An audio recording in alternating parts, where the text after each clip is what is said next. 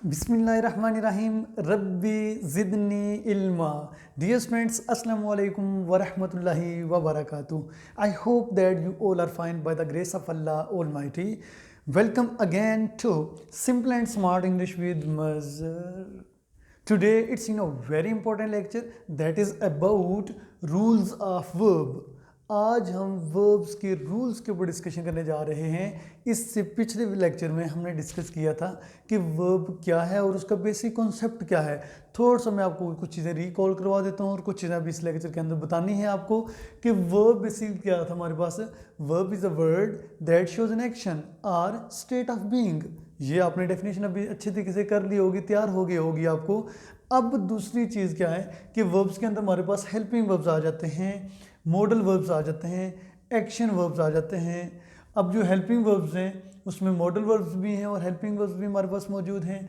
Action verbs में हमारे पास transitive verbs भी आ जाते हैं और इंट्रांजिटिव वर्ब्स भी आ जाते हैं।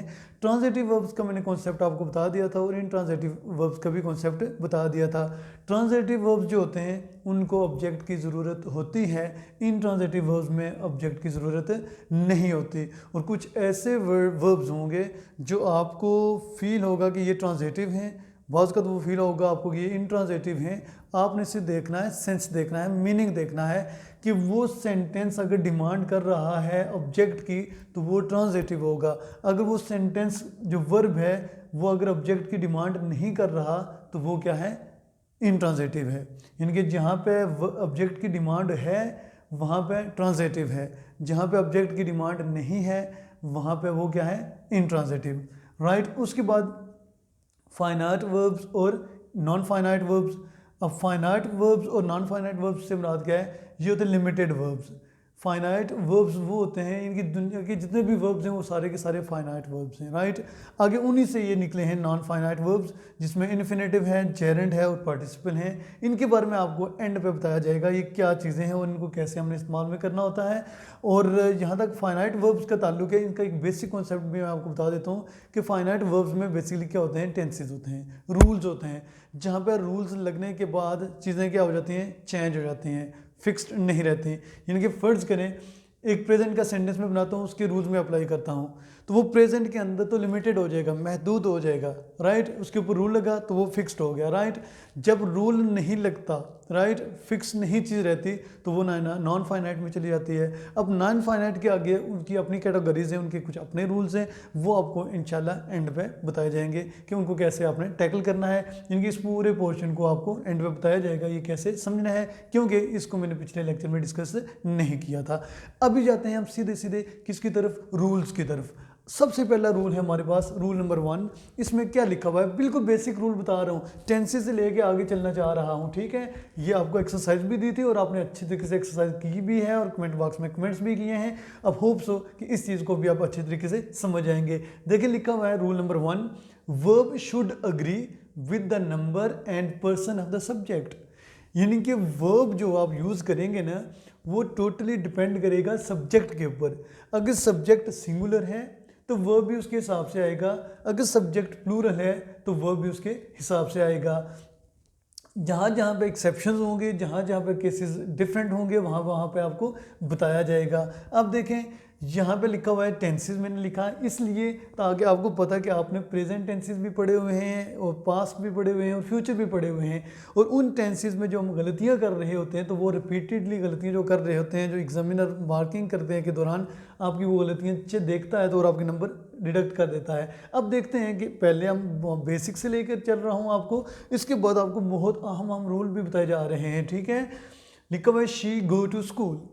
अब जैसे ये सेंटेंस आप देखेंगे एक दफ़ा तो क्लिक करेगा ना प्रेजेंट इंडेफिनिट टेंस। ठीक है। हमने कहा था प्रेजेंट इंडेफिनिट टेंस में ही शी इट या थर्ड पर्सन सिंगुलर नाउन या प्रो नाउन हो तो हम क्या करते हैं, वर्ब की फर्स्ट टर्म के साथ एस ई एस या फिर आई एस का इजाफा करते हैं।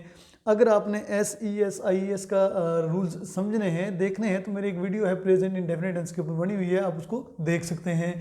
शी गो टू स्कूल गलत हो जाएगा, क्यों कि शी थर्ड पर्सन है और थर्ड पर्सन के साथ हमने क्या कहा था, क्या लगाना है हमने, गोज लगाना है। क्या लगाना है हमने, गोज लगाना है। तो यहाँ पे शी गो गलत हो जाएगा, शी गोज टू स्कूल होगा। उसके बाद आगे देखें हम she shall go to school. अब she shall go to school क्या है, गलत है। शी शैल से मुराद बेसिकली क्या है कि हमने पढ़ा था फ्यूचर इंडेफिनिट टेंस के रूल्स में पढ़ा था कि अगर आई और वी हो उनके साथ हम शैल लगाएंगे, बाकी सब के साथ हम क्या लगाएंगे, विल लगाएंगे। ये शी है तो इसलिए इसके साथ क्या आना चाहिए, यहाँ पे विल आना चाहिए। इसके साथ क्या आना चाहिए, विल आना चाहिए। और हाँ, हम शी के साथ विल इस्तेमाल कर सकते हैं, लेकिन वो केस है। केस वो ये है कि जब आपने किसी चीज़ के ऊपर जोर देना है, स्ट्रेस देना है और आपको 100% पता चल गया कि ये चीज़ होनी ही होनी है, ये चीज़ करें ही करेंगे आप, तो उस वक्त आप जोर के सेंस में आप इसको रिप्लेस कर सकते हैं, शेल को विल के साथ और विल को शेल के साथ, राइट, ज़रूर के मीनिंग्स में। उसके बाद they has gone to school, आपने फ्यूचर प्रेजेंट परफेक्ट पढ़ा होगा, तो वहाँ पे हैज़ और हैव हेल्पिंग वर्ब्स हैं, और हमने कहा था ही, शी, इट या थर्ड पर्सन सिंगुलर नाउन के साथ क्या लगाएंगे, हैज़। तो यहाँ पे देखें क्या आया, दे, ये भी थर्ड पर्सन है लेकिन क्या है, प्लूरल, तो प्लूरल के साथ हैज़ नहीं लगेगा, क्या लगेगा, हैव लगेगा, राइट। अब हमने देखना है कि इस सब्जेक्ट के अकॉर्डिंगली आगे हमने वर्ब का इस्तेमाल कर रहे हैं, ठीक है। अगर आप ये चीज़ें समझ गए तो समझिए कि टेंसेस की मुकम्मल समझ आ गई आपको। अगर ये चीज़ें ना समझ आई तो समझें कि आपको मज़ीद टेंसेस के ऊपर काम करने की ज़रूरत है। उसके बाद she have gone to school, अब she have gone to school ये गलत है, क्योंकि हमने अभी भी बताया है कि ही, शी, इट के साथ हम क्या यूज़ करते थे, हैज़ यूज़ करते हैं, हैव नहीं करते, राइट। तो यहाँ पे क्या होगा, ये गलत होगा, यहाँ पे क्या आएगा, हैज़ आएगा। इसी तरह माई पेट्स इज़ मिसिंग, अब मेरे पेट्स जो हैं प्लूरल है, तो इसके अकॉर्डिंगली हमें वर्ब या हेल्पिंग वर्ब यूज़ करना होता है। तो यहाँ पे इज़ है तो ये गलत है। अगर मैं यहाँ पे कहता हूँ फर्ज करें आई, यहाँ पे मैं क्या लिख देता हूँ, सिर्फ पेट्स, माई पेट्स को काट के मैं लिख देता हूँ आई के साथ इज़ आएगा, एम आएगा, आर आएगा। आपको पता है कि प्रेजेंट कंटिन्यूअस टेंस में मैं ये चीज़ें आपको पढ़ा चुका हूँ, आई एम मिसिंग, ठीक है। अगर फर्ज करें यहाँ पे आ जाता है यू, तो यू के साथ क्या आएगा, आर। इसी तरह अगर दो बंदे आ जाते हैं अली एंड उमर, तो फिर क्या आ जाएगा, आर। तो पेट्स सिंगुलर हैं या प्लूरल हैं, स्टूडेंट्स सिंगुलर हैं या प्लूरल हैं, बॉयज़ सिंगुलर्स हैं या प्लूरल्स हैं। अगर बॉयज़ प्लूरल्स हैं, स्टूडेंट्स प्लूरल्स हैं, तो फिर पेट्स भी प्लूरल्स हैं। तो माई पेट्स के साथ भी क्या आना चाहिए, प्लूरल्स के साथ आर आना चाहिए, राइट। ये था हमारा पहला रूल। अब हम मूव करते हैं दूसरे रूल की तरफ। अब दूसरा रूल हमारा क्या है, joined with and, joined with and, यानी कि दो नाउन्स हैं या दो प्रोनाउंस हैं, यानी कि यहाँ पे बेसिकली बताया जा रहा है कि दो नाउन्स, ठीक है। अगर वो जॉइंट विद किसके साथ हैं, एंड के साथ, यानी कि एंड के साथ उनको क्या किया हुआ है, ज्वाइन किया हुआ है, referring to the same person. अगर वो सेम पर्सन की तरफ इशारा दे रहे हैं या सेम चीज़ की तरफ इशारा दे रहे हैं या सेम आइडिया की तरफ इशारा दे रहे हैं, ये चीज़ मैं आपको पहले नाउन या प्रोनाउन के लेक्चर्स में बता चुका हूँ, ठीक है। Then verb must be singular, and if different persons then verb must be plural, ठीक है जी। अब यहाँ पे देखना ही है आपने, सेंटेंस देखेंगे, the head of department and professor of computer science have gone to the convocation. अब देखें, द हेड ऑफ डिपार्टमेंट, ये चीज़ मैंने आपको बताई थी, द हेड ऑफ डिपार्टमेंट। अगर यहाँ पे भी मैं दी लगा देता हूँ तो इसका मतलब ये होगा कि दो डिफरेंट बंदे हैं। तो यहाँ पे हम किसकी बात कर रहे हैं, सेम पर्सन की। The head of department and professor of computer science. तो अगर यहाँ पे इससे पहले दा नहीं लगा हुआ, क्या नहीं लगा हुआ, दा नहीं लगा हुआ, तो फिर यहाँ पे क्या आएगा, हैज़ आएगा, क्या आएगा, हैज़ आएगा। अगर यहाँ पे आप दा लगा देते हैं, यानी कि the head of department and the professor of computer science, तो फिर यहाँ पे हैव क्या था, ठीक था। ये चीज़ आपने नोट करनी है, जहन में रखनी है। ये ना देखना कि ये मैंने इधर दा लिखा इधर हैज़ लिख दिया, तो आप कंफ्यूज नहीं होना। इधर अगर आप दा लिखेंगे तो फिर ये किसकी तरफ इशारा करेगा, इसकी तरफ, फिर कि दा होगा तो फिर हैव आएगा। अगर दा बीच में नहीं लिखते आप तो फिर क्या होगा, हैज़ होगा, फिर ये सिंगुलर की तरफ रिफ़र करेगा। उसके बाद बहुत ही अहम चीज़, bread and butter are wholesome food. अब ब्रेड एंड बटर ये दो डिफरेंट चीज़ें नहीं हैं। आपने इडियम्स देखे होंगे, फ्रेजेस कुछ ऐसी होती हैं जिसके अंदर मतलब दोनों चीज़ें एक ही सेंस दे रही हैं, एक ही यूनिट के तौर पर आ रही होती हैं। तो जिसकी वजह से आपने क्या करना होगा, ब्रेड एंड बटर को दो डिफरेंट चीज़ें नहीं लेना आपने। ब्रेड एंड बटर यहाँ पे एक चीज़ है, आर होलसम फूड। अगर ये एक दोनों वर्ड मिला के, इनकी एंड के साथ इनको ज्वाइन किया हुआ है, दोनों मिला के अगर एक यूनिट का मीनिंग दें तो यहाँ पे फिर आप क्या करोगे, सिंगुलर यूज़ करोगे, इज़, ठीक है। अगर ये डिफरेंट इनकी चीज़ों का मीनिंग्स दे रहे हों तो वहाँ पे फिर आप क्या करते हो, प्लूरल यूज़ करते हो, राइट। तो यहाँ पे आपने क्या यूज़ करना है, इज़। ये इस तरह के कुछ केसेस होते हैं जिनको आपने क्या करना है, हमेशा से याद रखना है। अभी हम मूव करते हैं नेक्स्ट रूल की तरफ।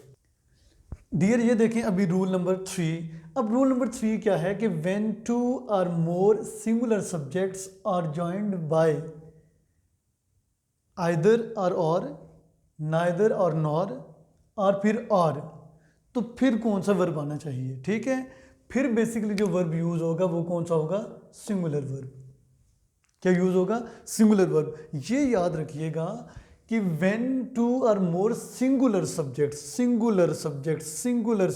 Right are joined by either और नीदर और नॉर और फिर आर, तो हम यूज करेंगे सिंगुलर वर्ब। जैसे कि एक मिसाल है, either Ali or his friend are spreading this rumour. अब जब देखें either Ali or his friend, ये दोनों, ये भी सिंगुलर है और ये भी क्या है, सिंगुलर है। जॉइंट हमने किससे किया है, आर से किया है। किससे किया है, आर से। इधर आइदर लगा, इधर क्या है, आर है। इन दोनों को हमने क्या कर दिया, फिर ज्वाइन कर दिया। तो हम कौन सा वर्ब यूज करेंगे, सिंगुलर। तो यहाँ पे क्या आएगा, इज। ये प्रोनाउंस के लेक्चर्स में मैं आपको पढ़ा चुका हूँ, राइट। उसके बाद देखें when two or, next rule है हमारे पास, वो है rule number 4। When two or more subjects, इधर देखिए लिखा हुआ था सिंगुलर सब्जेक्ट्स, यहाँ पे क्या लिखा हुआ है, when two or more subjects are joined by either और नाइदर और नॉर और फिर सिर्फ आर ऑफ डिफरेंट पर्सन्स। ये बहुत इंपॉर्टेंट चीज़ है। पर्सन्स पता है ना आपको, प्रोनाउंस के लेक्चर में हमने सीखा था फर्स्ट पर्सन, सेकंड पर्सन और थर्ड पर्सन। तो फिर हमने देखना ये होगा कि जो आर के करीब, यानी कि आर के बाद वाला जो मतलब नाउन होगा या पर्सन होगा, उसके अकॉर्डिंगली हमने क्या करना है, वर्ब का इस्तेमाल करना है। अब देखें, आइदर शी और you is spreading this rumour. अगर आप देखें सिंगुलर के हिसाब से तो हमें सोचना चाहिए शायद यहाँ पे इज आना चाहिए, यहाँ पे इज नहीं आएगा। क्यों, हमने देखना है कि इस आर के बाद वाला जो होगा उसके अकॉर्डिंगली हमने क्या करना है, वर्ब यूज करना है या फिर हेल्पिंग वर्ब यूज करना है। देखें पर्सन होते हैं फर्स्ट पर्सन, अगर यहाँ पे होता है आई तो फिर यहाँ पे क्या यूज करते हैं हम, एम, ठीक है। अगर यहाँ पे होता है शी या ही फिर हम यूज करते हैं इज। लेकिन यहाँ पे क्या आया है, आई आया है, तो आई के साथ, सॉरी यहाँ पे यू आया है, तो यू के साथ हम क्या यूज करते होते हैं, आर। तो हमने देखना है कि आर के बाद जो सब्जेक्ट होगा, जो नाउन होगा या प्रो नाउन होगा, उसके मुताबिक हमने क्या यूज़ करना है, हेल्पिंग वर्ब यूज़ करना है या वर्ब यूज़ करना है। होप सो ये चीज़ भी आपको क्लियर होगी। उसके बाद है जी, use singular verb with each, every, either, neither, everyone, many, someone, none, more than one, just one, ठीक है, एनी, नोबॉडी, समबॉडी। अगर ये आ जाते हैं, इधर देखें हमने आइदर और आर लिखा हुआ था, लेकिन यहाँ पे सिर्फ कहा गया है कि आइदर और नाइदर, ठीक है। यहाँ पे बीच में आर और नार का कॉन्सेप्ट नहीं है, ठीक है। अगर इन में से सेंटेंस क्या होता है आपका, शुरू होता है, इन लफ्ज़ों से आपका सेंटेंस क्या होता है, शुरू होता है, तो फिर आपने क्या करना होगा, एक चीज़ यहाँ पे मिसिंग है, वो बेसिकली क्या है, वन, ठीक है जी। तो अगर आप देखें वन ऑफ दीज पेन्स, आमतौर पर क्या होता है कि जब हमें रूल्स का सही पता नहीं होता, अगर अपने नाउन्स के या प्रो नाउन्स के रूल्स को अच्छी तरीके से स्टडी किया है तो आपको फ़ौरन पता चल जाएगा ये गलत है। कैसे पता चलेगा आपको ये गलत है, ये इस तरह पता चलेगा, ये पेन्स क्या है, आपको प्लूरल नज़र आ रहा है पेन्स, तो हमने देखना ये है कि वन ऑफ दीज पेन्स, हमने इस प्लूरल की वजह से यहाँ पे हमने वर्ब गलत नहीं लगाना, हमने यहाँ पे वर्ब गलत नहीं लगाना। अब वन ऑफ दीज पेन्स यानी कि इन पेन्स में से या इन कलमों में से एक कलम। तो यहाँ पे जब हमने देखना पूरी फ्रेज का तर्जुमा जो बनेगा वो हमें एक यूनिट दिखाई देगा। जब हमें एक वो यूनिट दिखाई देगा यानी कि एक चीज़ दिखाई देगा, तो इस प्लूरल की वजह से आपने यहाँ पे आर नहीं लगाना, आपने यहाँ पे क्या लगाना होगा, इज लगाना होगा। क्या लगाना होगा, इज लगाना होगा, राइट। इसी तरह अगर आप देखें many a man has spotted this plane, तो मैनी अ मैन ये ऑलरेडी आपको पढ़ा चुका हूँ। जब आप मैनी देखेंगे तो सोचेंगे ज़्यादा हैं, तो हमें यहाँ पे हैव लगाना चाहिए। लेकिन जब आप देखें मैनी आ, ये एक एक्सप्रेशन है मैनी आ, ठीक है, इसी तरह मोर देन वन वाला और मैनी अ मैन वाला, तो आपने यहाँ पे बेसिकली क्या लगा देना है, हैज़ लगा देना है। अगर यहाँ पे सिर्फ लिखा हो ना मैनी मेन, फिर क्या होगा, हैव होगा। अभी हम इसी के साथ चलते हैं नेक्स्ट रूल की तरफ। डियर अब हम मूव करते हैं रूल नंबर 6 की तरफ। क्या लिखा हुआ है, if cardinal adjectives, if cardinal adjective is used after plural noun. ये पी एन से मुराद क्या है, प्लूरल नाउन, ठीक है जी, plural noun. If cardinal adjective is used after plural noun और plural and plural noun denotes, यानी कि जो प्लूरल नाउन हो, ये जो प्लूरल नाउन है अगर ये डिनोट्स करता है क्या, certain weight, amount, period, distance, height, ठीक है। यानी कि अगर कॉर्डिनल एडजेक्टिव्स कौन से होते हैं, ये बेसिकली न्यूमरल एडजेक्टिव्स वही वाले हैं जो हमने प्रोनाउंस में नाउन्स के लेक्चर में पढ़े थे, जिसमें आप 1 2 3 4 5 कह सकते हैं, जिसमें हमने 1 2 3 4 यानी कि 100 से पहले हम 1 2 3 4 लगा रहे थे ना, ये न्यूमरल एडजेक्टिव्स या कॉर्डिनल एडजेक्टिव्स वही होते हैं, ठीक है। 1 2 3 यूज्ड आफ्टर प्लूरल नाउन, तो जो प्लूरल नाउन है डिनोट्स करता है क्या, certain weight, amount, period, distance और हाइट। तो फिर हमने क्या करना होगा, सिंगुलर वर्ब यूज करना होगा। ये याद रखिएगा। देखें इधर क्या लिखा हुआ है कि after plural noun, after plural noun से मुराद क्या है कि अगर ये after plural cardinal adjectives is used after plural pronoun, तो प्लूरल प्रोनाउन जो वो डिनोट क्या कर रहा हो, डिनोट क्या कर रहा हो, weight, amount, period, distance, height. तो फिर हमने क्या करना है, फिर हमने बेसिकली क्या करना, देखिए लिखा हुआ है 5000 रुपीज़, 5000 रुपीज़। अब ये जो 5000 है ये बेसिकली क्या हमारे पास बन गया, कॉर्डिनल एडजेक्टिव्स, ठीक है जी। उसके बाद ये जो रुपीज़ है, अब देखिए इसके साथ क्या लगा हुआ है, एस लगा हुआ है, ठीक है। इसी तरह अगर आप देखेंगे माइल्स है, 5 माइल्स, यहाँ पे भी क्या लगा हुआ है, एस लगा हुआ है, ठीक है। तो यहाँ पे बेसिकली आपने क्या करना होगा, यहाँ पे सिंगुलर वर्ब यूज़ करना होगा आपने, क्योंकि ये एक ही यूनिट को क्या कर रहा है, रिप्रेजेंट कर रहा है। 5000 रुपीज़ अगर होता आगे नोट, तो फिर हम क्या कहते हैं, 5000 रुपी नोट, ठीक है। तो यहाँ पे क्या होगा, 5000 रुपीज़। जब 5000 रुपीज़ कहेंगे हम, तो फिर बेसिकली क्या हो जाएगा हमारे पास, यहाँ पे हमने क्या करना होगा, फिर सिंगुलर वर्ब यूज़ करना होगा, ये याद रखिएगा, ठीक है। उसके बाद आगे लिखा हुआ है 5 miles are long distance, 5 miles are a long distance for this old man. अब यहाँ पे देखें आप प्लीज़ कि 5 miles are a long distance for this old man. तो यहाँ पे देखें ये 5 माइल्स है, ये किस चीज़ को शो कर रहा है, डिस्टेंस को शो कर रहा है। ये किसको शो कर रहा है, डिस्टेंस को। यहाँ पे जो 5000 रुपीज़ था ये किसको शो कर रहा था, अमाउंट को। अब देखें यहाँ पे 5 माइल्स आ गया, यहाँ पे रुपीज़ आ गया। अगर आप इनको देखें तो आप सोचेंगे यहाँ पे आगे जो वर्ब है या हेल्पिंग वर्ब है वो भी प्लूरल होना चाहिए। नहीं, हमने रूल पढ़ लिया कि अगर इस तरह का केस हो, देखें लिखा हुआ है cardinal adjectives used after plural pronouns, ठीक है जी। तो फिर यहाँ पे हम क्या करते हैं जी डियर, हम ये जो चीज़ सीख रहे थे, यहाँ पे आफ्टर लिखा हुआ था, यहाँ पे आपने सिर्फ विद लिखना है, ठीक है। फिर आपको इजीली समझ आ जाएगा। अब देखें अगर विद लिखेंगे तो फिर इजीली आपको समझ आ जाएगा। वैसे थोड़ा सा आपको ना टफ टाइम दे सकता है, लेकिन आप कमेंट बॉक्स में कमेंट करके पूछ सकते हैं, वैसे भी आप पूछ सकते हैं व्हाट्सएप नंबर पे, ठीक है।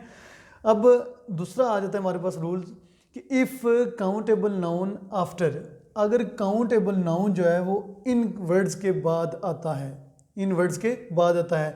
ये वर्ड्स कौन से हैं, जल्दी से मैं पढ़ देता हूँ।